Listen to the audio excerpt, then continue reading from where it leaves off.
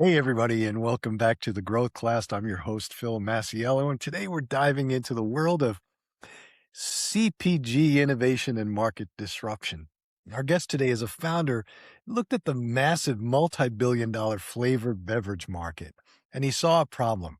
He said, most options are either loaded with sugar or force you to commit to an entire bottle of flavored spirits you might never finish. So he decided to put the power of customization directly into the hands of the consumer. So Paul Wolchuk, he's the founder of iiCiNG with two I's, iiCING. They're a Milton-based company behind the bartender in a bottle. They created a zero sugar, zero calorie flavor shots, can transform everything from a light beer and vodka soda to a morning smoothie, from navigating the complexities of Canadian retail like Loblaws to scaling a portable non-alcoholic brand in a boozy world. And Paul's got a wealth of knowledge on building the brand that truly sticks. So welcome to the show, Paul. Thanks for coming on and taking the time and sharing. Thanks a lot for having me, Phil. Appreciate it. Yeah, my pleasure. How about taking us back a bit, sort of the journey that you took to found this and how you were thinking about it and how the whole idea came up? Yeah, absolutely.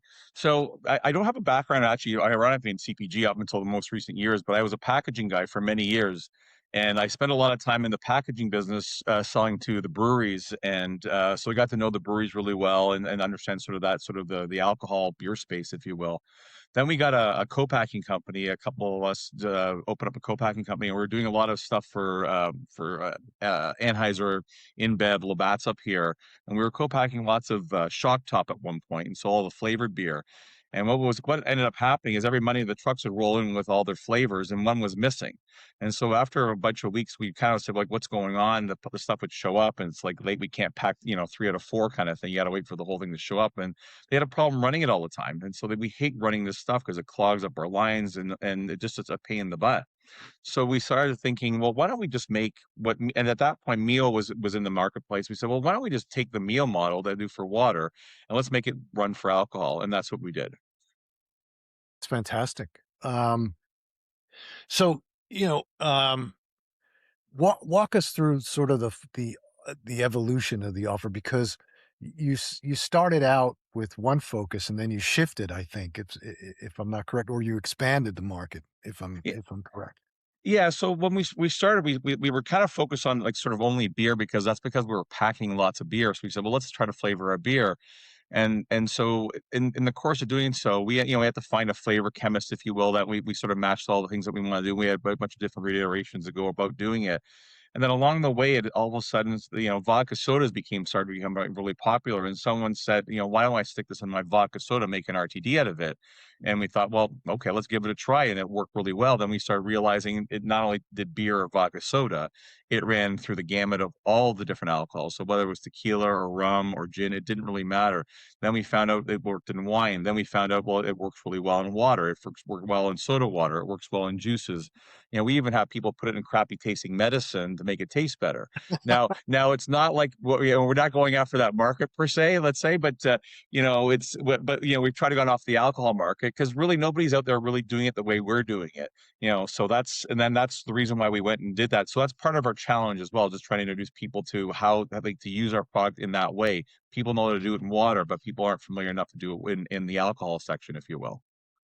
Yeah, interesting. That's interesting. So, so what's the sales process look like for you? Like, how are you getting customers? Who are you going after? Are you selling it? You're selling it direct. You're selling it through retailers. Are you selling it through the alcohol distributors, or all of the above?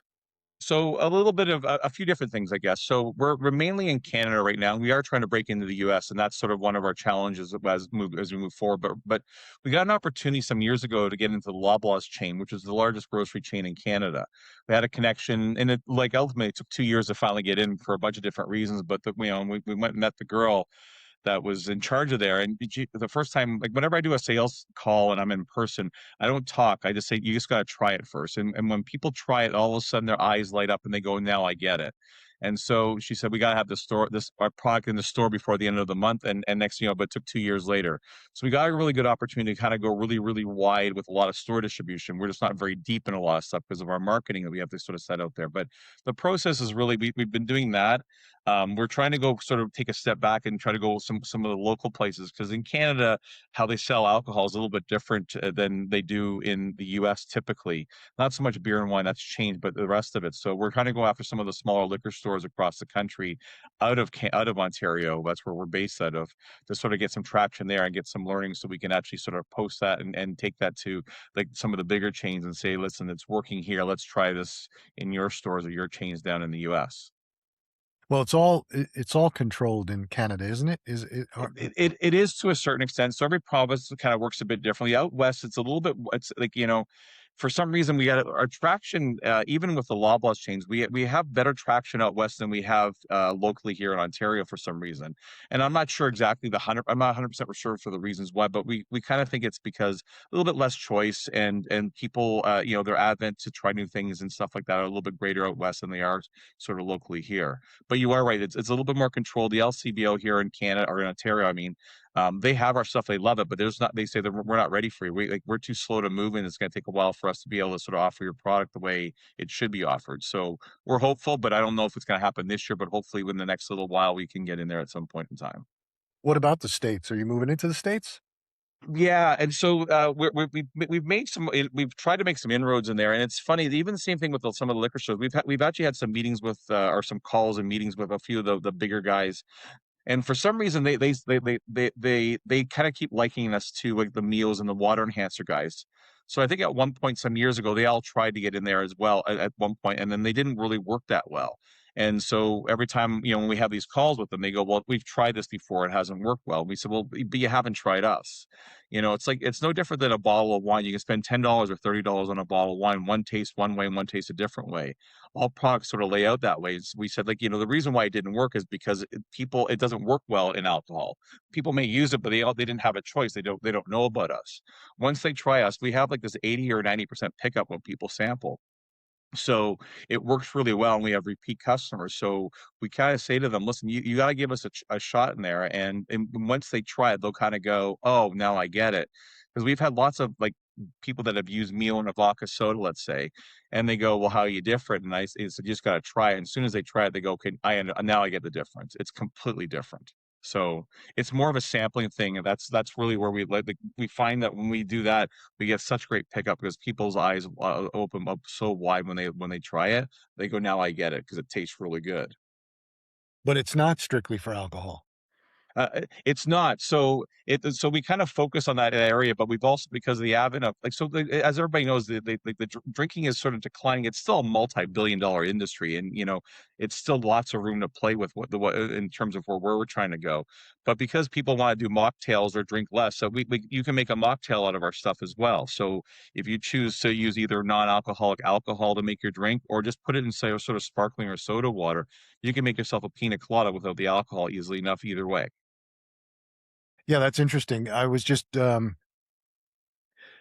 reading an article about the alcohol industry, because we have a client in the brown liquor industry, and their sales are just, declining, and a lot of it has to do with the export market, and a lot of it has to do with just the amount of people that are, or the decline in people drinking, and it was interesting to me because I'm not a personally, I'm not a drinker, not because I have a problem with it or anything like that. It just doesn't work for me. And so, I never get anything out of it. So I just don't do it. But, Yeah. I don't care. I don't care what other people do. But, but yeah, it's an interesting category. It's tough, but, I would think that, like a Costco or somebody like that, you could probably get in there and sample the heck out of that and sell tons of it, you know? Yeah.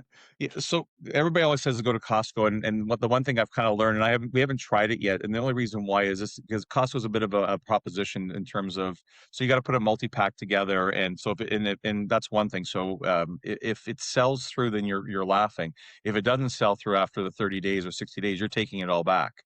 As a small company, it's not like we're Kraft or something like that, or Nestle's, where that can come back and they can distribute some other way or get rid of it. That's a huge hit on us. So for us, we want to get there eventually, but we want to have a little bit more traction in the marketplace. So people they've tried us and go, yeah, we've had that before. So instead of buying one or two bottles, we'll buy a six pack or whatever it is at the Costco and have it blow through. So that's kind of our strategy with the Costco guys. At least that's what that's we've talked to lots of people, and that's kind of usually the consensus. But I'm trying to get someone. If someone can convince me otherwise, I certainly will have a look at it for sure. I've never had that experience with getting products into Costco where if it doesn't sell in 30 to 60 days, you're taking it all back. Maybe on a test. Yeah, Usually the tests are a couple of stores, usually it's yeah, 3 or 4 stores. We've had a lot of clients go into retail, Costco, Walmart, Sam's Club, something like that. And, you know, it I always say to our clients when they go into retail to just pick the retailer you wanna be in that you think represents your brand the best, because hmm everybody always wants to try and get into Walmart first because it's got massive distribution, and I would say, "Yeah, that's great, but now you're maxing out, you're topping out your retail price because everybody's gonna say, 'Well, I'm gonna sell it for the same price as Walmart, I want the same deal.'" And so, but Costco, I've always seen really good results and, really good, feedback from our clients, but, and I think it has to do I'll tell you what it has to do with, and this is another piece, when you're going into retail and you're trying to take out an incumbent, right? You've got a hot sauce. The world doesn't need another hot sauce unless there's something unique and different about yeah, it. But the world doesn't need a new, pasta, right? Unless there's something unique and different about it. But when you go into a retailer with something that's unique and different, then they can get behind it and you have an easier time, right? sure, When you're building a category or getting a product into a category that doesn't exist, or is an enhancer, then yeah. you have an easier time. So maybe the stories you're hearing about Costco have to do with, people trying to go in and That's a good point. unseat an incumbent. So, in your history, have you is that what you found? So, if you're not taking an incumbent, you have a unique product. It's the appetite for sell through is usually sort of two thumbs up. Is that what you found? Well, found it from experience. I'll tell you a quick story. I built early on in my career, I built these retail stores called the Daily Market in Washington, DC. They were grab-and-go meal stores, but we had built the first meal site, um, and we were out looking for money, and, the meal site, it was 2000, so it was, the beginning of everything, and so it was unique, but we had these stores, and the stores did great top line sales, and they did great profit and great cash flow. And we were out looking for money, and all anybody wanted to talk about was this stupid website. And we kept saying, the website, it costs us money every year. We did it because we're trying to see if we could sell food on the internet. It cost us at the time, there was no Shopify, WordPress, Magento, BigCommerce, none of that. It Yeah, was you had to build your website. Cost us, I think, $120,000 to build the first website. And then, UPS, all that, the supply chain wasn't really built for it. So we were losing. We did like 1,000,000 in sales, but we were losing money. And everybody was enthralled with this whole thing. Long story short, we wind up getting acquired by a supermarket chain, and they wanted us to incorporate this website as they made the purchase because they wanted the website to do their, home shopping, store pickup thing. And so I had to go down there and work, and I wound up taking over, um, like the perishable division.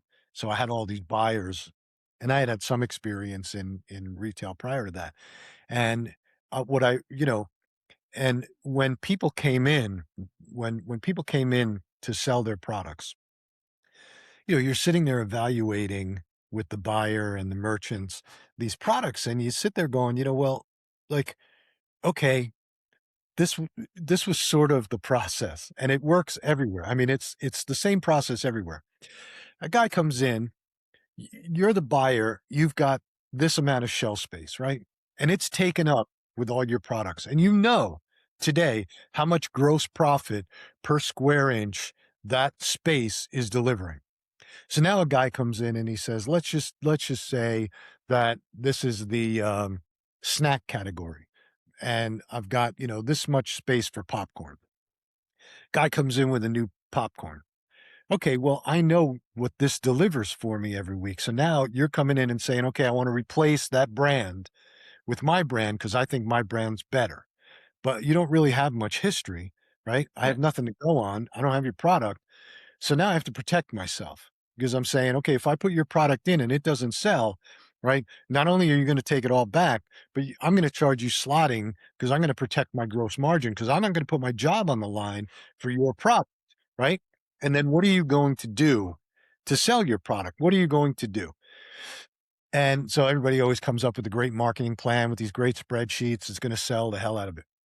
And so that's taking out an incumbent. But if a guy comes in and says, look, I have this high protein popcorn that people are just going crazy over on the internet.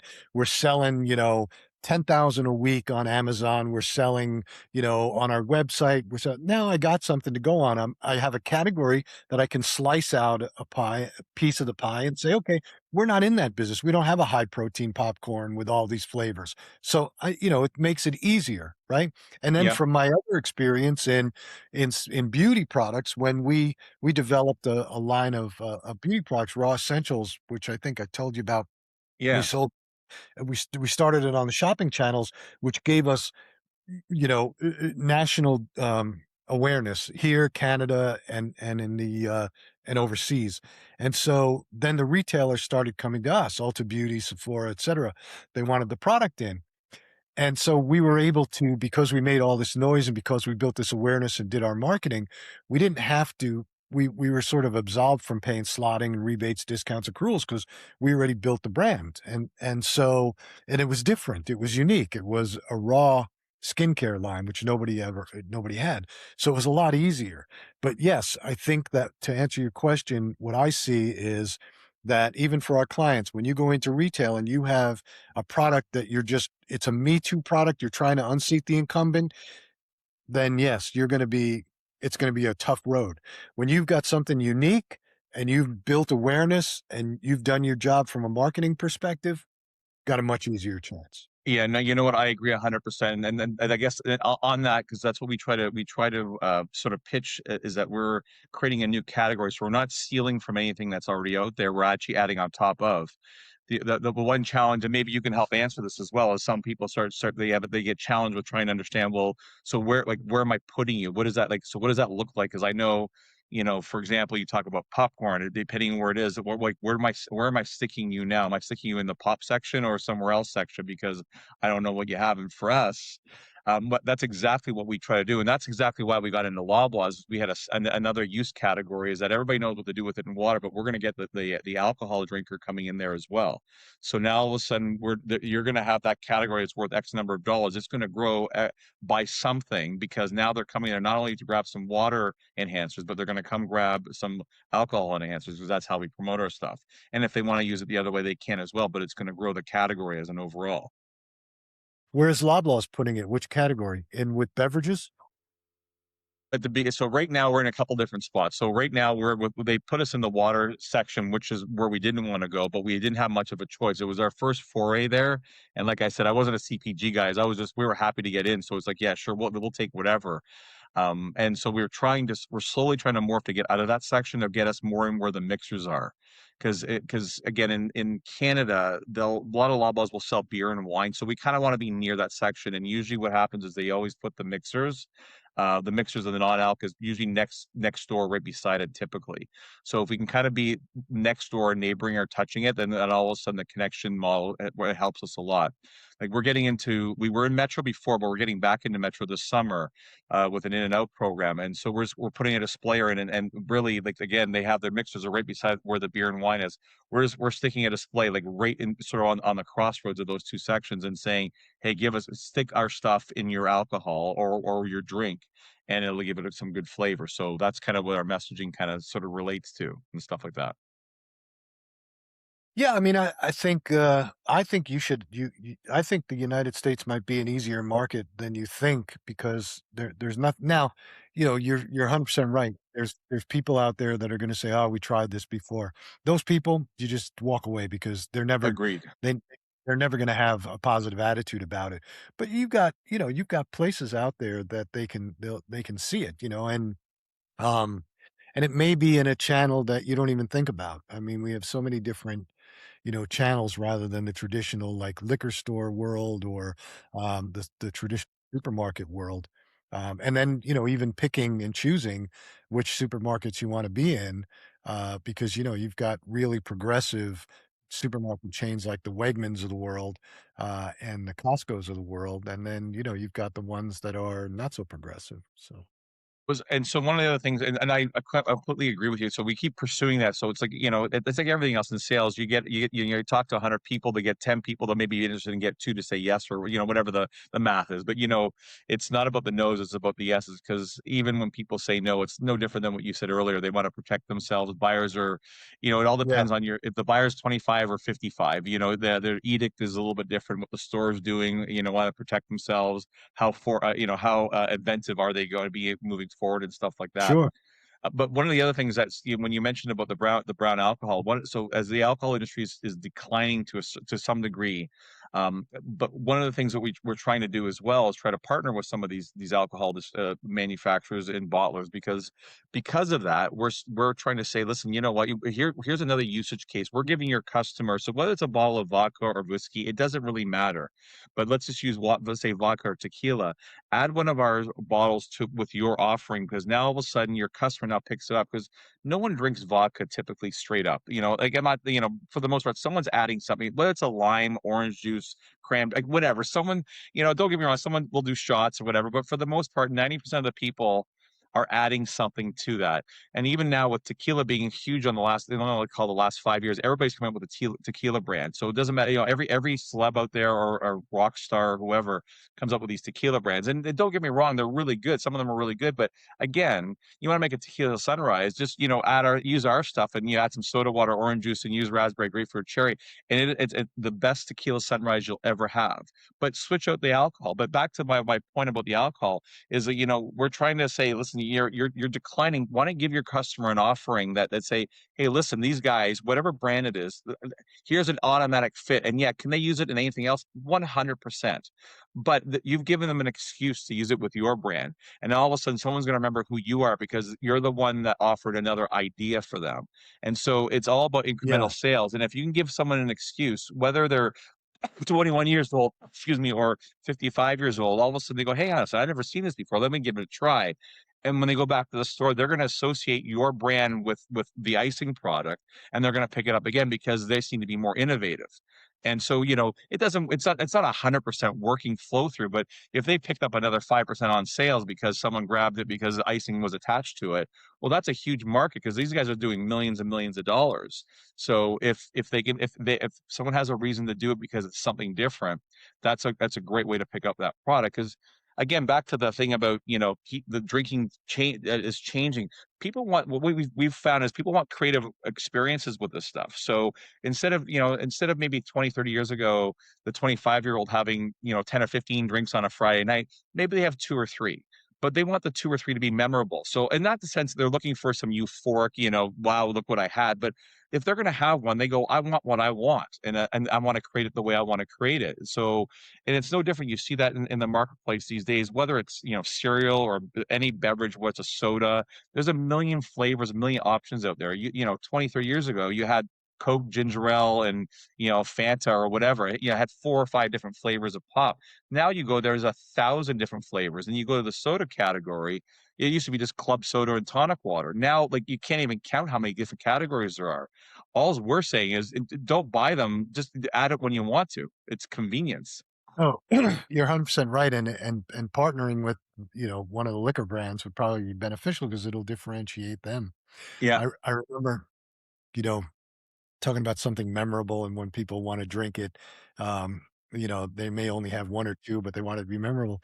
There's this, steakhouse called Sullivan's Steakhouse, here, and behind the bar, they have this massive, um, uh, jar with a spigot on it, and it's just all layers and layers and layers of pineapple, and they fill it with vodka, Yeah. and then when they make the drink, what they do is they pour the vodka out. Now the vodka's been sitting in this pineapple, and then they, like, put something in, they shake it up, and it gets, like, frothy, right, and it's cold, and then they pour it into a martini glass, and it goes down, like, smooth, right? and you barely taste the vodka because it's so heavy with pineapple, you know? And we were there one night and we're sitting at the bar. We were waiting for our table, and a friend of mine has one, and he drinks it, like, really fast, and I went and he's going, "Man, this is great. You barely even taste the vodka, da, da, da, da." And I looked at my wife, I said, "This is gonna be bad." I said, "We're gonna wind up driving him and his wife home because 'cause they're both pounding them." He had, like, 3 or 4 of them, and they were memorable. And, we wind up sitting and he continues. And I'm like, dude, you got to slow down. It's not going to work out the way you think it's going to work out. And the next thing you know, we're literally, before dinner was even finished, carrying his ass out of the restaurant. That's And I was, awesome. and I put him in the car. And the next day, we called him and his wife. And I said, I guess that was memorable. Those drinks are going to be memorable. Yeah. See, it created a unique experience, that whole that the vodka Absolutely, it with created the a pineapple. unique experience. Yeah, no Well, doubt about it. and So not to say you would do it every week or whatever, but you may go back there again and say, okay, you know what, let's try this with somebody else, and then maybe it works, maybe it happens, maybe it doesn't or whatever. But you have a story to tell, and that's part of the whole thing is that it's a memorable moment that you'll remember that story for the rest of your life, and you'll tell it another 100 times before you know it, kind of thing. And I'll it's tell his funny on kids. that whole the whole thing about the pineapple. So a lot of people, when they try our stuff, they goes, well, you can't really taste the alcohol. So what I always say is the good thing about icing is you can't taste the alcohol. The bad thing is you can't taste the alcohol. So That's they right. kind of go down really smooth, and because it has this flavor punch to it, and you don't notice that you're really drinking pure alcohol because it kind of mutes it on some level. And next thing you know, Yeah, whether you think so, instead of having one or two, you have three or four. And next thing you know, you're getting carried out. But next thing you know, yeah. you have a good story to tell. Not to say we want everybody to get hammered or something, but it makes it enjoyable and memorable. Well, as long as you're not the one driving, and you wanna get hammered, that's fine. I mean, I knew that we weren't, like I said, I don't drink, Yeah, and well, for me, it's makes no difference. I enjoy when people have a good time and think it's funny, but yeah, I just knew that he was gonna, 'cause it just it was so smooth. And yeah, it's a story that he'll tell. It's memorable. He tells everybody when they go there, to try one, but just have like one or two. And it's true. It was a totally unique drinking experience for him. But I tell his kids now, his kids are older. This was a couple of years ago. His kids are older, and I tell his kids the story, and he gets embarrassed because I say, you don't want to be carried out like your dad was carried out. And let me tell you, that was that's awesome. man weighs 200 pounds, man. So, it was funny. Hey, we're almost out of time. Where can people find your product? If they Can they buy it online? 100%. So you can find us at icing.ca. So iiCing.ca. You can find us on Amazon as well. And like I said, we're trying to make some forays into the U.S. market, and hopefully sometime later in 26, we'll find us in a few different stores down there to start out with for sure. Yeah, that'd be great. I look forward to seeing it, and really appreciate you taking the time to come on. I think it's I love the background story, how you started out in your doing it in your kitchen and all that, Yeah. experimenting with it, and I love that. So, but again, it's a way to spruce up boring drinks, even if it's not alcoholic, just to spruce up your boring drinks. So, Yeah. great having you on, and I appreciate it. Thanks very much, Phil. Appreciate you having me on. It was great talk. Yeah, when we'll see everybody next week. Awesome.